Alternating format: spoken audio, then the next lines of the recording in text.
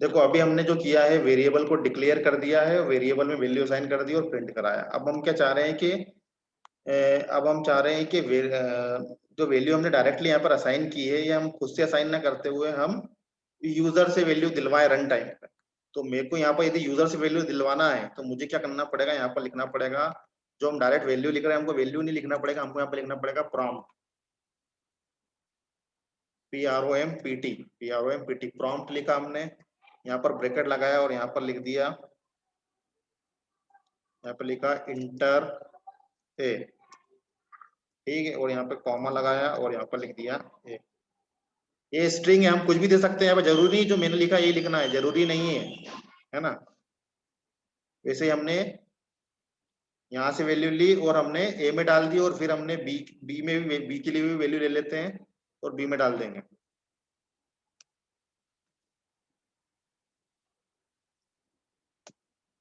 ठीक, ये 10 को हटा देते हैं। अभी हम क्या कर रहे हैं, जो हमने डायरेक्ट 10 और 20 लिखा था हम वैसा ना करते हुए हमने यहाँ पे प्रॉम्प्ट लिख लिया है। प्रॉम्प्ट का यूज ये है जावास्क्रिप्ट में कि हम यूजर के द्वारा वैल्यू लेने के लिए प्रॉम्प्ट का यूज करते हैं। जैसे ही हमने इसको रन कराएंगे तो हमारे ब्राउजर पर एक छोटा सा पॉपअप आएगा, पॉपअप के अंदर ये लिखा रहेगा, ऊपर लिखा रहेगा इंटर ए और नीचे लिखा रहेगा ए। हम ए की जगह जो भी वैल्यू देंगे वो वैल्यू इसमें आ जाएगी। ठीक है, अब इसको हम रन कराते हैं, समझ में आया। हमने यहाँ पे लिखा प्रॉम्प्ट और लिख दिया यहाँ पर इंटर ए और फिर यहाँ पर कॉमा, फिर ए लिख दिया, फिर इंटर बी, और कुछ भी लिख सकते हैं हम चाहे तो यहाँ पे। इसको अभी हम रन कराते हैं और समझते हैं कि क्या कैसे चल रहा है ये। ठीक, इसका यूज ये है, हम अभी जैसे हमने खुद से वैल्यू दी थी ए और बी की, हम खुद से वैल्यू ना देकर हम चाह रहे हैं कि हम उनको यूजर से वैल्यू लें, जब यूजर इस प्रोग्राम को रन कराएगा।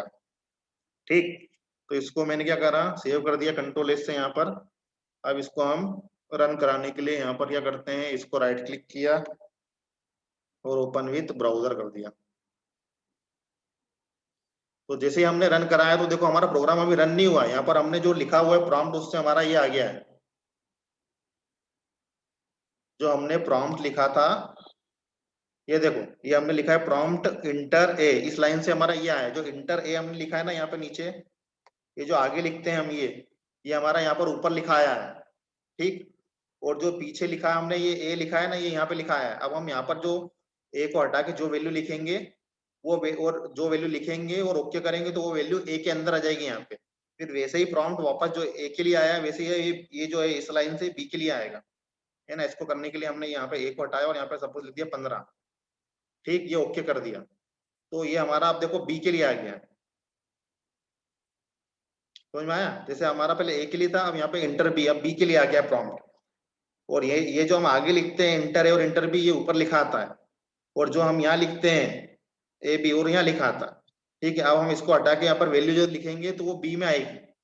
ठीक, ये जो वैल्यू लिखी मैंने 25, ये बी में आ गई। अब मैं जैसे ही ओके करूंगा, जैसे ही मैं ओके करूंगा तो मेरा यहाँ पर इस लाइन से सी में ए और बी जुड़ जाएगा और फिर यहाँ पर ये प्रिंट हो जाएगा। और हमको देखना है क्या ये सही देता है या नहीं देता। समझ में आया क्या बोल रहा हूँ मैं? Yes sir. है ना, हमारे दो प्रॉम्प्ट लगे थे तो हमारे दो पॉपअप आए। हमने पहली वैल्यू दी है 10, तो हमने पहली ए की वैल्यू दी है 15 और बी की वैल्यू दी है 25, और अब बी की वैल्यू दे के 25 देख के ओके कर दिया। तो हम यहाँ देखेंगे हमारा लिखा रहा है सम ऑफ टू नंबर इज 15-25 लिखा रहा है। मतलब ये जो है सही आ रहा है क्या? No sir. No sir. हाँ, नो क्या सर। क्या गलत क्या आ रहा है, गलत क्या आ रहा है? यहाँ पर 15 और 25 दिया हमने तो हमारा 15 और 25 40 आना था, है ना। 40 आना यस था यहाँ सर। पे, पर ये आ रहा है 15-25। 15-25 इसलिए आ रहा है क्योंकि हमने ए की वैल्यू दी 15 और बी की वैल्यू दी 25, और यहाँ पर हमने सी लिखा, सी बराबर लिखा ए प्लस बी, तो ये 15 और 25 को साथ में लिखा हुआ दिखा रहा है यहाँ पे, है ना। ये सम नहीं कर रहा है। तो इसका मतलब ये हुआ कि जो हम प्रॉम्प्ट से वैल्यू ले रहे हैं वो स्ट्रिंग फॉर्मेट में ले रहे हैं। स्ट्रिंग फॉर्मेट का मतलब है, जैसे हमने जो प्रॉम्प्ट से वैल्यू एंटर करी तो हमारी वैल्यू ए इक्वल टू हमने 15 करी, तो 15 वो ऐसा ना लेते हुए वो ऐसे ले रहा है स्ट्रिंग में। ठीक, और बी की वैल्यू हमने 25 इंटर करी तो वो इस तरह से ले रहा है स्ट्रिंग फॉर्मेट में। और सी इक्वल टू अपन ने क्या लिखा हुआ है, ए प्लस बी लिखा हुआ है ना, तो वो ये करके क्या लिख रहा है, सी इक्वल टू, ये स्ट्रिंग स्ट्रिंग को जोड़ेगा तो ये 15 और 25 को साथ में लिख देगा, ये इस तरह से चल रहा है। तो ये हमारा प्रोग्राम अभी सही नहीं चल रहा है। वो इसलिए सही नहीं चल रहा है क्योंकि प्रॉम्प्ट, एक चीज ध्यान रखना, प्रॉम्प्ट से जब भी हम वैल्यू लेंगे तो हमारी वो स्ट्रिंग फॉर्मेट में आएगी, है ना, उसको हमको कन्वर्ट करना पड़ेगा। अभी हमको इस वैल्यू को इंटीजर में कन्वर्ट करना पड़ेगा, ठीक है। जब भी हम यूजर से प्रॉम्प्ट के थ्रू वैल्यू लेते हैं, ये समझ में आया 15-25 क्यों आ रहा है? क्योंकि ये जो वैल्यू है प्रॉम्प्ट से वो नंबर न्यूमेरिक में ना लेते हुए वो स्ट्रिंग फॉर्मेट में ले रहा है, और स्ट्रिंग फॉर्मेट में मतलब डबल कोड में ले रहा है, और यहाँ पर भी डबल कोड में ले रहा है। यदि दो डबल कोड वाले स्ट्रिंग स्ट्रिंग जुड़ती है तो वो न्यूमेरिक के रूप में नहीं जुड़ती है, वो स्ट्रिंग के रूप में जुड़ती है। मतलब जैसे हमारे लिखा था राम कुमार था, साथ में आ गया था पूरा राम कुमार, याद है ना, अभी हमने किया था। Yes sir. वैसे ही हमारा 15-25 को ये नंबर के रूप में ना लिखते हुए स्ट्रिंग रूप में साथ में लिख रहा है। तो अब इसको हमको सुधारना है, तो इसके लिए हमको क्या करना पड़ेगा, हमको ये स्ट्रिंग को कन्वर्ट करना पड़ेगा नंबर में। तो नंबर में कन्वर्ट करने के लिए हम यहाँ पर लिखाएंगे a इक्वल टू, यहाँ लिखेंगे पार्स, और यहाँ पे लगाएंगे इंट। मतलब हमको जो नंबर आया है a, और यहाँ पे लिख देंगे a। जो हमारा a के अंदर यहाँ पर क्या हो रहा है, ये कमेंट लगाता हूँ, यहाँ पर a इक्वल टू क्या आ गया, डबल कोट में हमने 15 इंसर्ट किया तो इस तरह से आ गया। अब हम क्या कर रहे हैं, ये डबल कोट में जो 15 है, यहाँ पर क्या हो रहा है, ये डबल कोट वाला जो है 15, वो इस तरह से यहाँ 15 में नॉर्मल में कन्वर्ट हो गया, न्यूमेरिक में। मतलब जो पार्स इंट फंक्शन जो होता है, पार्स इंट फंक्शन क्या करता है जावास्क्रिप्ट के अंदर, एक स्ट्रिंग वैल्यू को वो नंबर में कन्वर्ट करता है, इंटीजर में कन्वर्ट करता है। मतलब इंटीजर में पार्स कर देगा, एक ही वैल्यू यहाँ पर स्ट्रिंग में थी ये, तो इसने एक ही वैल्यू को इंटीजर में पार्स करके ए में असाइन कर दिया, मतलब ए में डाल दिया, तो हमारी ए में 15 आ गया। समझ में आया?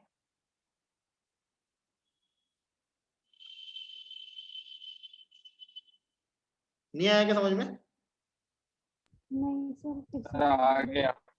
देखो समस्या क्या है, समस्या ये है यहाँ पर कि जब भी हम प्रॉम्प्ट का यूज करेंगे तो हमारी वैल्यू जो आएगी वेरिएबल के अंदर, वो न्यूमेरिक फॉर्मेट में नहीं आएगी, वो स्ट्रिंग फॉर्मेट में आएगी। स्ट्रिंग मतलब डबल कोड में आएगी, तो उसको हमको हमेशा कन्वर्ट करना पड़ेगा।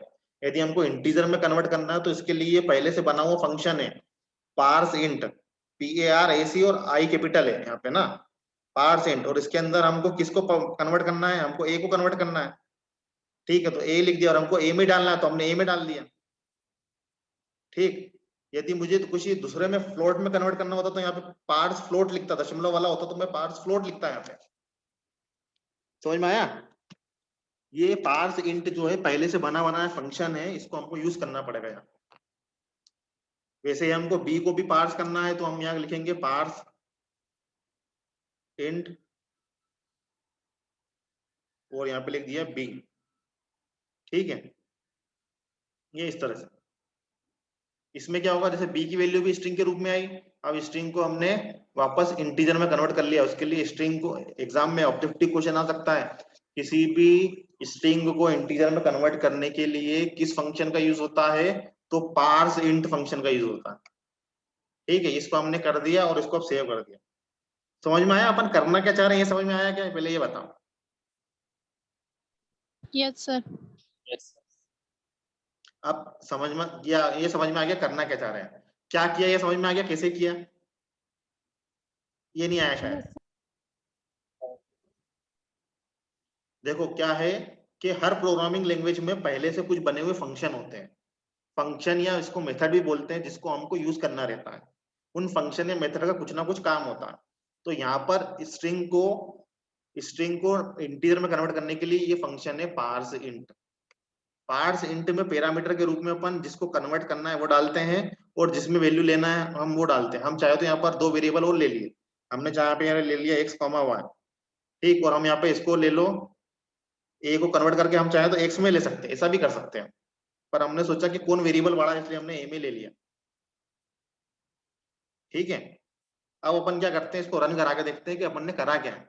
हमने ये करा है कि जो हमारी स्ट्रिंग वैल्यू थी उसको हमने इंटीजर में कन्वर्ट कर लिया है, मतलब a जो हो गया ये डबल कोड में ना होते हुए ये इस तरह से आ गया, ठीक। यहाँ पर भी बी को भी डबल कोड में था, फिर इससे हमारा क्या हो गया, डबल कोड हट गया, मतलब ये इंटीजर से सॉरी स्ट्रिंग से इंटीजर में आ गया वापस। अब इंटीजर में आ गया तो इंटीजर में आ गया तो इंटीजर और इंटीजर को जोड़ेंगे तो ये इंटीजर नंबर आ जाएगा, ठीक। इसको हमने सेव किया और हमने इसको रन कराया। ठीक, ये रन कराया, वापस रिफ्रेश किया पेज को, अब यहाँ पे किया 15 और बी की वैल्यू इंटर करी 25 और यहाँ पर ओके पे क्लिक किया। तो जैसे हम ओके पे क्लिक करेंगे हमारा रिजल्ट जो है सम ऑफ नंबर इज आ गया 40। Yes sir. Yes sir. तो समस्या ये है, जब भी हम पार्स इंट का यूज करेंगे, सॉरी पार्स इंट नहीं, जब भी हम प्रॉम्प्ट का यूज करेंगे, प्रॉम्प्ट का यूज कब करेंगे, जब भी हमको यूजर से वैल्यू लेना है तो प्रॉम्प्ट का यूज करेंगे जावास्क्रिप्ट में, तो हमको उसको कन्वर्ट करना पड़ेगा। ठीक है, यदि हमको उसको इंटीजर में कन्वर्ट करना है तो हमको पार्स इंट लिखना पड़ेगा, यदि हमको इसको दशमलव वाले में कन्वर्ट करना है, फ्लोट वाले में, तो उसको हमको फ्लोट लिखना पड़ेगा, पार्स फ्लोट। सबको समझ में आ गया क्या यहाँ पे? अभी फ्लोट वाला भी यस कर सर। रहे हैं। ठीक है, अपन आगे चले। Yes sir. Yes sir. Yes. ठीक है, तो हम आगे चलते हैं। सपोज मुझे इसको क्या करना है, दशमलव वाला है मेरे को, अब दशमलव वाला लिखना है, तो दशमलव वाले को कन्वर्ट करना है तो मुझे क्या लिखना पड़ेगा, पार्स फ्लोट। जैसे मैं अब क्या करता हूँ, कंट्रोल एस करा मैं, अभी मैं इसको इतने को रन करता हूँ, है ना। यहाँ मैंने इसको पेज को रिफ्रेश किया, यहाँ पे लिखा मैंने 10.5, ठीक, फिर लिखा बी की वैल्यू लिखी 12.3, दशमलव वाला लिखा है ना, तो क्या आना चाहिए आंसर, 10.5 और 12.3, तो 22.8 आना था। ठीक है ना, 22.8 आना था, पर यहाँ पर 22 आ रहा है। वो इसलिए आ रहा है क्योंकि हमने इसको ये इंटीजर में कन्वर्ट किया है, क्योंकि हमको दशमलव वाली वैल्यू आने वाली है, तो हमको यहाँ पर लगाना पड़ेगा पार्स फ्लोट लगाना पड़ेगा। तो ये क्या करेगा, ये दशमलव वाली वैल्यू में कन्वर्ट कर देगा। ठीक, पार्ट्स फ्लोट लगा दिया, FLOAT, है ना, कोई दिक्कत नहीं, रिकॉर्डिंग भी हो रही है, तुम बाद में भी सुन सकते हो, देख सकते हो। इसको मैंने अब रिफ्रेश किया पेज को, वही मैंने अब यहाँ पर लिया 10.5 और फिर यहाँ पे ओके कर दिया, यहाँ पे लिख दिया 12.4, ओके कर दिया, तो ये मेरा यहाँ पर 22.9 हो गया, मतलब दशमलव में आने लगा, है ना। तो जब भी हमको किसी स्ट्रिंग को इंटीजर में कन्वर्ट करना है तो उसके लिए फंक्शन होता है पार्स इंट, PARS, और यहाँ पे इंट लगाया था। पर जब भी मुझे स्ट्रिंग को दशमलव वाली में कन्वर्ट करना रहता है तो उसके लिए पार्स फ्लोट लगाते हैं। समझ में आया? Yes sir. तो दशमलव वाले में सर। कैलकुलेशन हो जाएगा और उसमें दिख जाएगा। अब यहां तक किसको क्या डाउट है ये बताओ, यहां तक समझ में आ गया अपन को? अपन ने आज की क्लास में अभी तक ये देख लिया है कि जावा स्क्रिप्ट में किसी भी स्ट्रिंग को कैसे प्रिंट कराते हैं। फिर हमने ये देखा जावा स्क्रिप्ट में प्रोग्राम बनाया हमने 2 नंबर को सम करने का, उसमें हमने यूजर से वैल्यू ली। फिर हमने देखा वेरिएबल को डिक्लेयर कैसे करते हैं, वेरिएबल का असाइनमेंट कैसे करते हैं। ठीक है, फिर हमने ये देखा कि जावास्क्रिप्ट कोड को हम बॉडी सेक्शन में भी लिख सकते हैं, हेड में भी लिख सकते हैं। फिर हमने देखा कि हम यूजर के द्वारा प्रॉम्प्ट से वैल्यू कैसे ले सकते हैं, मतलब यूजर से वैल्यू कैसे ले सकते हैं डायरेक्ट, तो प्रॉम्प्ट के द्वारा ले सकते हैं। फिर यूजर से जो वैल्यू ली है वो स्ट्रिंग फॉर्मेट में आती है हमारे पास, तो उसको कन्वर्ट करना हो तो हम उसके लिए पार्स इंट लगाएंगे तो इंटीजर में कन्वर्ट होगा, पार्स फ्लोट लगाएंगे तो वो दशमलव वाले में फ्लोट में कन्वर्ट होगा। यहाँ पे कर सकते हैं। यहाँ तक क्लियर है सबको? Yes sir. आगे चले, यस सर। आगे चले। Yes yes sir. सर। ठीक है, अब जैसे अभी हमने क्या किया है, हमने पूरा जावास्क्रिप्ट का कोड जो है अभी हमने HTML फाइल के अंदर लिख दिया है। यदि मैं चाहता हूं कि मेरे को जावास्क्रिप्ट का कोड यहाँ पर HTML फाइल के अंदर नहीं लिखना है, मैं चाहता हूं इस कोड को मैं जावास्क्रिप्ट की अलग से फाइल बनाऊं, उसके अंदर लिखूं और यहाँ पर केवल मैं उसको कॉल करूं, है ना। सपोज मैं चाहता हूं कि ये जो मैंने कोड लिखा हुआ है मैं इसको यहाँ पे ना लिखूं, तो मैंने इसको क्या कर दिया, कंट्रोल X कर दिया। ठीक, और मैंने क्या कर दिया, यहाँ पर एक नई फाइल ले ली और यहाँ पे मैंने इस कोड को पेस्ट कर दिया। ठीक, ये कंट्रोल A कर दिया और शिफ्ट टेप पीछे लिया, है ना। इस तरह से मैंने कोड लिख दिया एक नई फाइल में, पूरा जो कोड वहां से कॉपी करा यहाँ पेस्ट कर दिया और यहाँ पर मैंने इसको क्या कर दिया, सेव कर दिया। ठीक, इसको मैंने लिख दिया क्या, इसका नाम दे दिया मैंने, मान लो JS_code। ठीक, चूंकि ये मेरी जावास्क्रिप्ट की फाइल है तो मैंने इसको .js से सेव कर दिया। अभी मैं क्या चाह रहा हूँ, मैं ये चाह रहा हूँ कि मेरा जो कोड मैंने HTML पेज के अंदर लिखा है वो HTML पेज के अंदर ना लिखूं, अलग से एक जावास्क्रिप्ट फाइल में लिखूं और उस जावास्क्रिप्ट फाइल को मैं वो HTML पेज के अंदर यूज करूं। तो हम कैसे करेंगे, तो इसलिए हमने एक जावास्क्रिप्ट फाइल बना रहे हैं, जेएस उसका नाम दे दिया, कुछ भी दे सकते हैं अपन ने नाम, जेएस अंडरस्कोर कोड दे दिया, और चूंकि ये जावास्क्रिप्ट की फाइल है, या ये पूरा जावास्क्रिप्ट भी लिख सकते हो यहाँ पे, है ना, जावास्क्रिप्ट कोड, और चूंकि जावास्क्रिप्ट की फाइल है इसलिए डॉट जेएस से सेव करेंगे। यहाँ पर इसका यहाँ पर जो इसका है यहाँ पे ऑल टाइप कर देंगे, और यहाँ पे अपन ने ये सेव कर दिया।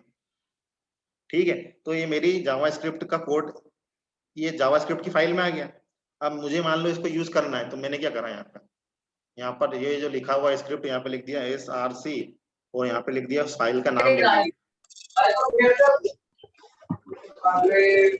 ये किसके यहाँ से आवाज आ रही है?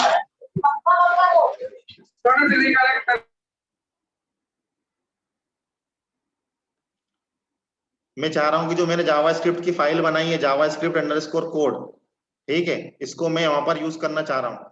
ये मेरी फाइल बनी है, देखो यहाँ पर हमने जो फाइल पहली बनाई थी HTML की फाइल, उसका ये देखो यहाँ पे लिखा हुआ HTML, जावास्क्रिप्ट का जो कोड है हमारा वो देखो यहाँ पर लिखा जावास्क्रिप्ट फाइल लिखी, इसका मैंने नाम कॉपी कर लिया। ठीक, इसका नाम कॉपी कर लिया, और इसको मेरा जो HTML की फाइल है कौन सी है, फर्स्ट जेएस बनाई थी अपन ने, यहाँ पे लिख दिया, ये Ctrl+V.js इसी नाम से बनाई ना हमने। ये देखो यहाँ लिखा हुआ है जावास्क्रिप्ट, है ना, अंडरस्कोर कोड डॉट जेएस, इस तरह से हम बना सकते हैं, और बस इसको सेव कर दो। अब हम क्या करेंगे, हम HTML फाइल को रन कराएंगे तो अपने आप हमारा जावास्क्रिप्ट का कोड भी चल जाएगा, क्योंकि इस HTML फाइल के अंदर हम जावास्क्रिप्ट का सोर्स उठा के ला रहे हैं पूरा। ठीक, यहाँ से हमने गए, और चूंकि हमारी HTML की फाइल ये बनाई है फर्स्ट जेएस, इसको मैंने राइट क्लिक किया और ओपन विथ कर दिया गूगल क्रोम ब्राउजर। तो ये देखो मेरा जावास्क्रिप्ट का कोड चलने लगा यहाँ पर, है ना, यहाँ लिख दिया 25.4 और फिर लिख दिया 36.4 और ये ओके कर दिया, तो ये आ गया। समझ में आया? First underscore JS dot HTML, ये देखो अपनी फाइल में कितना कोड है, यहाँ पे कुछ भी कोड नहीं लिखा जावास्क्रिप्ट का। ठीक, ये हमने अलग से जावास्क्रिप्ट फाइल बनाई, उसके अंदर कोड डाल दिया पूरा, ये कट करके यहाँ पेस्ट कर दिया था, और यहाँ पर हमारा ये पूरा यूज हो रहा है, कॉल हो रहा है। समझ में आ गया? Yes. Yes, sir. क्या हुआ, फिर से बताएं क्या?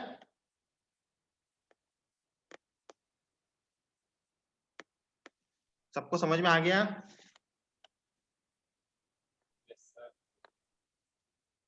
Yes, sir. आ गया।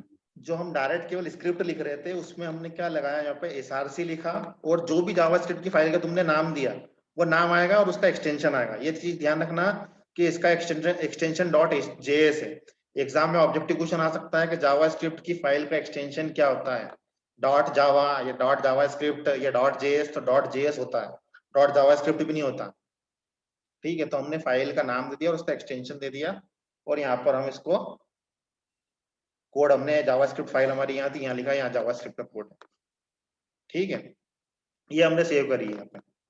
जो हमारी HTML फाइल है वो HTML नाम से, और जो हमारी जावास्क्रिप्ट फाइल है ये जावास्क्रिप्ट कोड, ये इसका एक्सटेंशन डॉट जेएस है जो जावास्क्रिप्ट टाइप है फाइल का। ठीक है, ये हो गया। अभी जो किया इसमें कुछ डाउट है?